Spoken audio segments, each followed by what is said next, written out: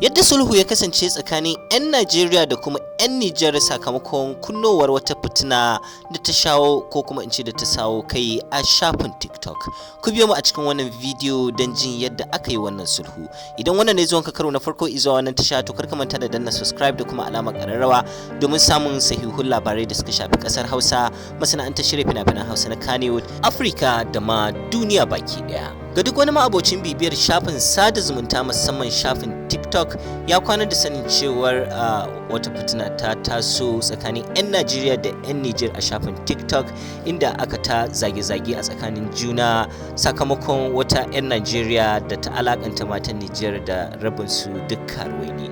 To daga ƙarshe dai an yi sulhu ga kuma yadda aka aiwatar da sulhu. Daga bangare na abun da nake so in yi wa mutanen mu ƙarin bayani shine tun farko na nemi sulhu to Allah bai bani sa'a ba kan wasu mutane da ayi sulhu. So na je na yi amfani da wata hikima wadda ta kai da kai ce bai kamata kuma mu faɗe ta kan live. Ciki ba yi shi don sa abinci ba, amma ku yi haƙuri ba wani abu ne ba, su sun fahimce ni tunda na faɗa daga cikin su ba sai na faɗa. Hikima da ce na yi amfani da ita wadda idan mutane suna faɗa mu a namu tsari to kashi muke ba su sai su manta da nasu fada su koma neman kariyar kanunsu da kansu.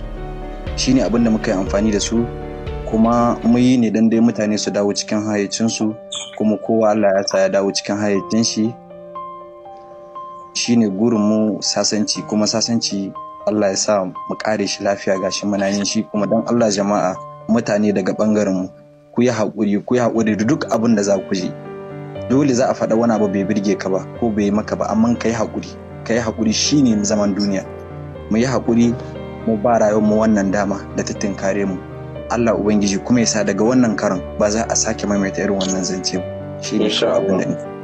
Amin summa amin. Ya wuce. Magana ta ƙare. Allah ya rufa asiri. Insha Allah.